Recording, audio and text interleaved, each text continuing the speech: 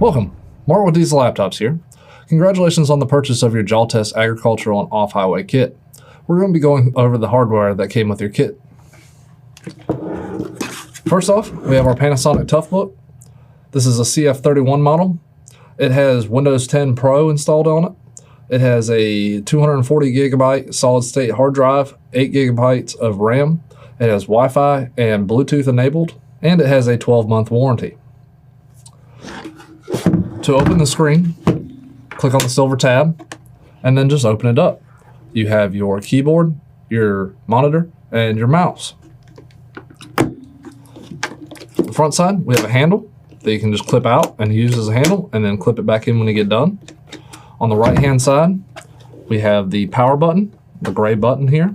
If you slide it over to the right, it'll turn the unit on, and you can also slide it again to turn the unit off. On the right-hand side, we have 5 different ports. To open these ports, just push down on the black tab and then open the door. This first port here, we have an HDMI. Second, an Ethernet cable. Then we have 2 USB ports. And the place to plug in our AC adapter charger. That was included with your laptop. Just plug it in right here to charge your unit. And of course, the other end, just plug it into the wall, and you should be good to go. On the back side, we have another door. If you slide the tab over to the left and then pull down at the door, we gain access to 2 more USB ports, a computer monitor hookup, and microphone and headset ports. Click the door to shut it. On the left-hand side of the unit, we have our battery box door. Just slide the power or the black tab down, open the door, and there's a tab on your battery. Just pull the battery out, and then to install, slide it in, and then shut the door until it clicks. Now let's move on to the communication box itself. When we open this up, we have our instructions on how to register your Jaltest kit. The registration process is very important. It must be done within the first 30 days of your purchase. If you're unsure how to do this, the instructions are here, or you can also review the video that is labeled how to register your Jaltest kit. The most important thing about the registration process is the activation code that comes in this kit.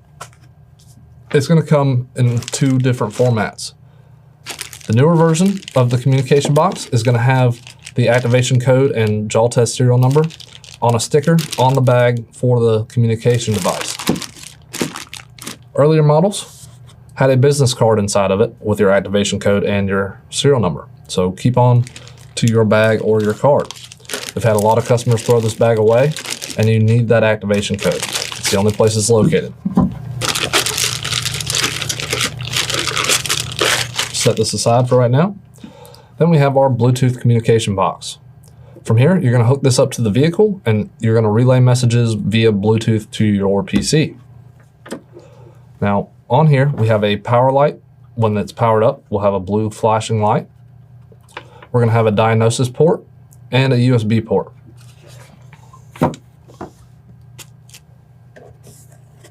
Safe range on the Bluetooth is 25 feet, plain sight.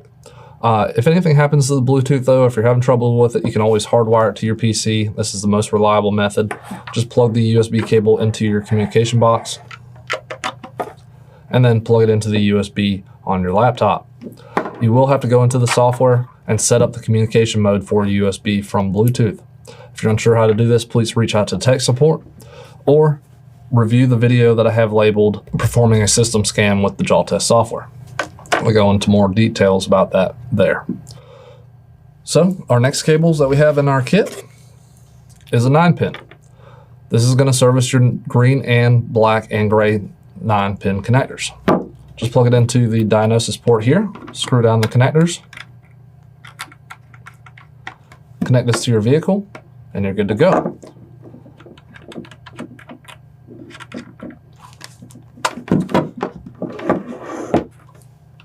Next, we have an OBD2 connector. This will give you functionality to your OBD2 vehicles.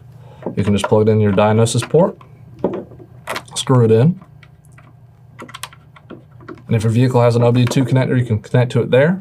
But most of the off-highway and agricultural vehicles are going to use manufacturer-specific cables. Now, unfortunately, these cables you have to order individually. We don't want to overwhelm people with the price tag on the kit, so you have to go and get the cables that you actually need. You can purchase those through our website at diesellaptops.com, or you can call our sales department at 888-983-1975. Now, when I'm referring to manufacturer-specific cables, one was included with your kit. This is your Cat and Perkins 9-pin.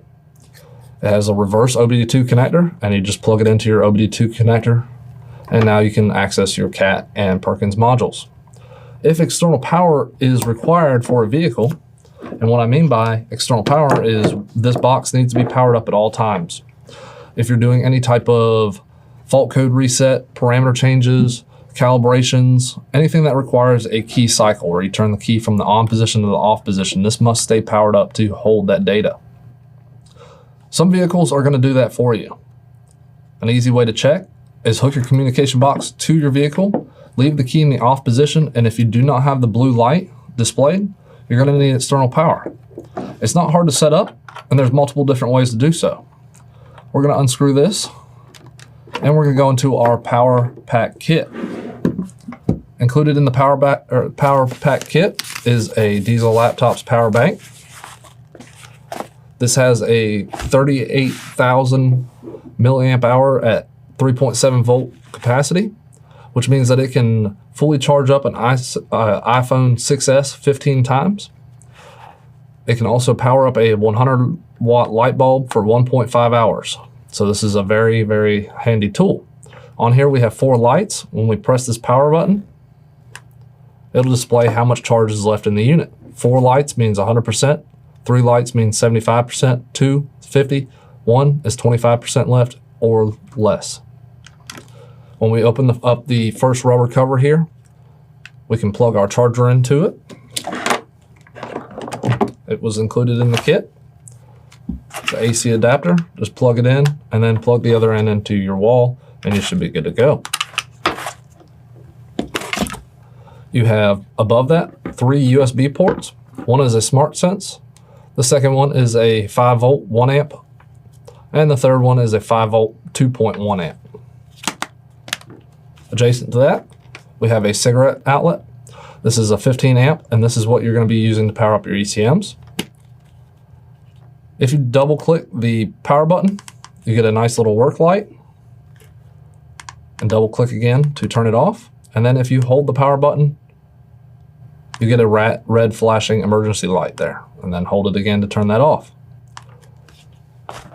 So to hook this up and provide external power to our communication box, we have a diagnosis extension cable with an external power lead. All you have to do is just plug this into your communication box like so. Screw down your connector so it's nice and tight.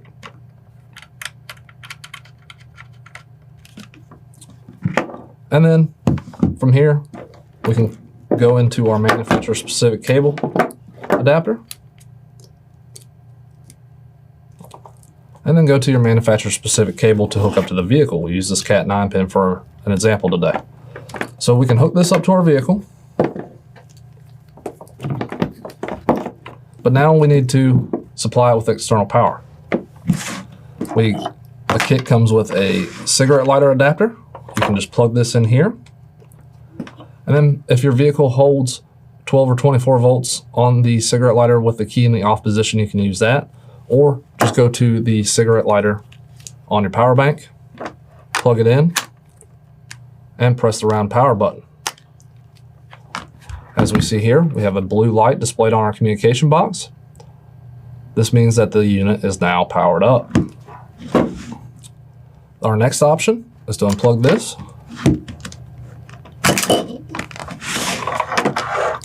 And the third last cable came with the kit is your battery clamp. So you can go straight to your vehicle battery, plug it into the extension lead, and we have now successfully provided external power to our communication box. Thank you very much for viewing this video. I hope this was helpful for you. If you need anything, please reach out to our tech support at 888-983-1975, option 2. Have a good day.